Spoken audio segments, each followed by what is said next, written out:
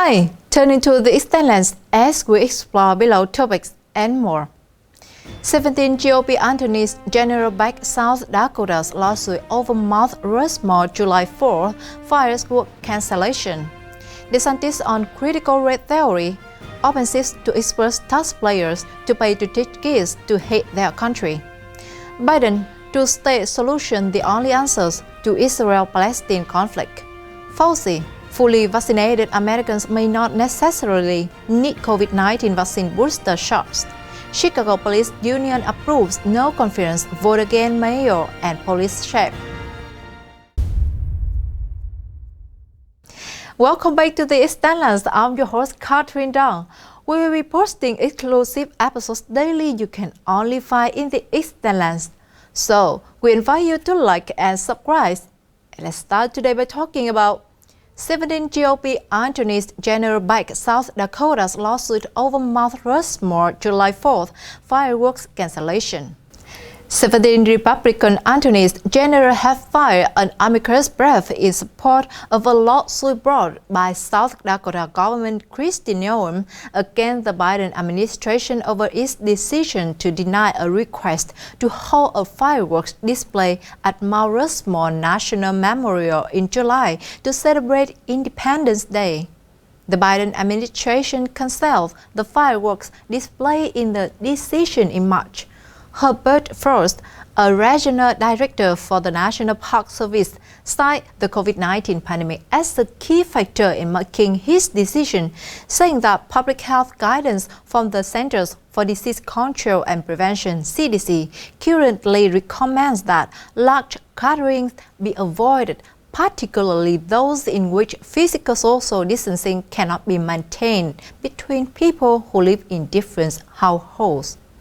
Noem sued over the decision, calling Mount Rushmore the very best place to celebrate Americans' birthday and all that makes our country special. Now, her lawsuit has the backing of 17 attorneys general from Alabama, Arizona, Arkansas, Georgia, Indiana, Kansas, Kentucky, Louisiana, Mississippi, Missouri, Montana, Nebraska, Ohio, Oklahoma, Tennessee, Texas, and West Virginia.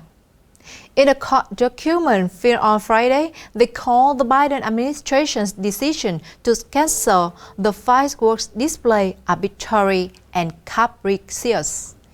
And next, we're going to talk about DeSantis on critical race theory, offensive to expose taxpayers to pay to teach kids to hate their country.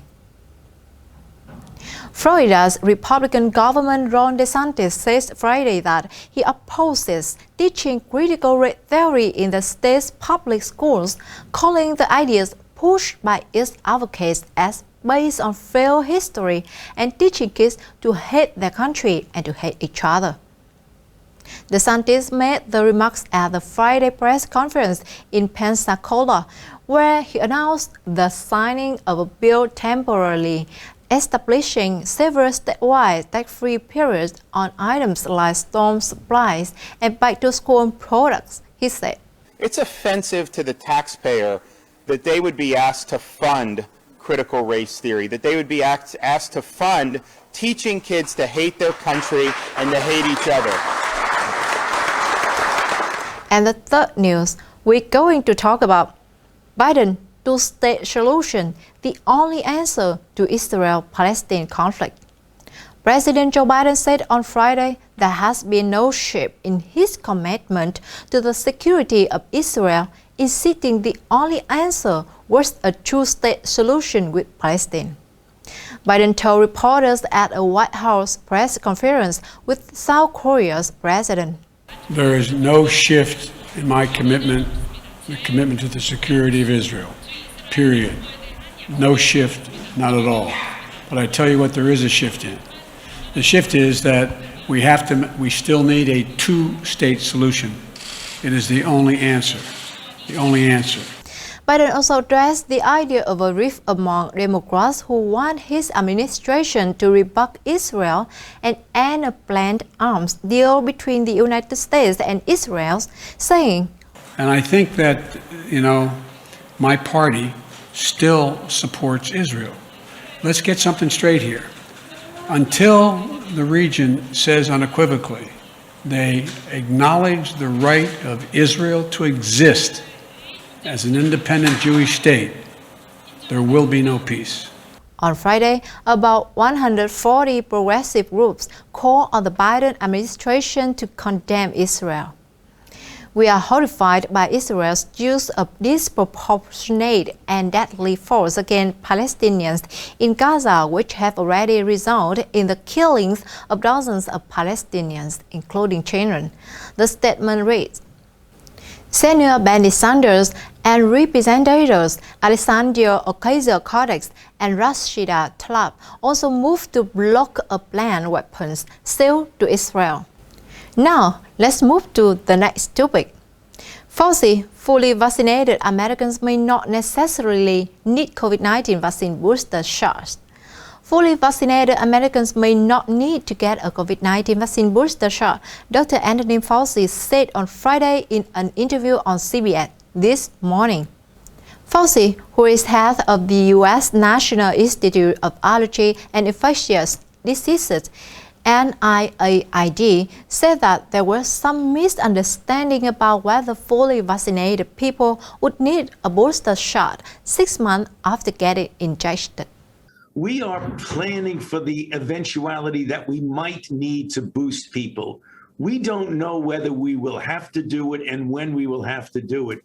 There's estimates. Well, it may be a year, it may be a little bit longer. The fact is we don't know. But it would really be foolish not to plan for the possibility that we might have to boost people. But there's no set rule now that says in 6 months or in a year we're going to require a boost.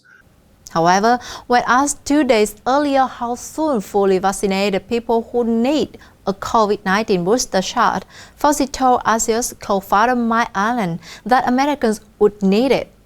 Well, we don't know exactly when that will be, Mike, but I believe it likely would be within a year. We know that the vaccine durability of the efficacy lasts at least 6 months and likely considerably more. But I think we will almost certainly require a booster sometime within a year or so after getting the primary, because the durability of protection against coronaviruses is generally not lifelong. Finally, we're going to discuss about Chicago Police Union approved no confidence vote against mayor and police chief. Chicago largest police union on Wednesday issues a vote of no confidence against Mayor Lori Lightfoot and Chicago Police Department Superintendent David Brown. The vote came during a final order of police FOP meeting where police officers vented their frustrations, new and old, with the mayor and the police department, Chicago FOP President John Catanzara told the Epoch Times. His members knew with frustration with the city leaders, according to Catanzara, is the cancellation of the 8-decade-old Chicago tradition, the St. John Memorial March, for the second year in a row. The march is an annual May event honoring fallen Chicago police officers and Gold Star families who lost loved ones in the line of duty. Another frustration that led to the no-confidence vote is the back-breaking schedules of police officers who have been working on 12-hour shifts, work days off canceled for well over a year, according to Catanzara. Beyond the frustration with city leaders lies another long-brewing disappointment of police union members that have gone without a new contract with the city since the last one expired in June 2017. To the officers, that largely means they have gone without a wage increase for almost 4 years. If the mayor has any respect for his members, Catanzara told the Epoch Times she should take the last 4 years of our men and women's hard work and sacrifices and pay them the salary they deserve and worry about the rest of the contracts going forward. And that's all for today, my friends. What do you think? Let me know below. If you like what you heard, don't forget to share it with at least one of your friends, because everyone deserves to know the truth. Thanks for tuning into The Extended. I'm Katherine Dang, and see you next time.